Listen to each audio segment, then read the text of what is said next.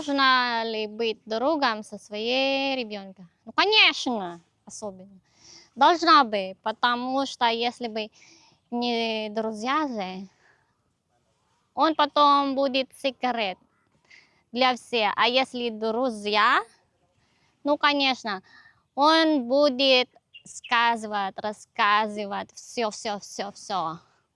Это маленький или большой, что получается в ее жизни, хорошие или нет. Но, конечно, самое важное, что не сразу же игры. Когда что-то нехорошее, он будет говорить. Сначала надо спрашивать, почему так получается, а потом, ну, конечно, говорить, что по-правильному должна быть. Такой же. Чтобы она будет научиться жизнь.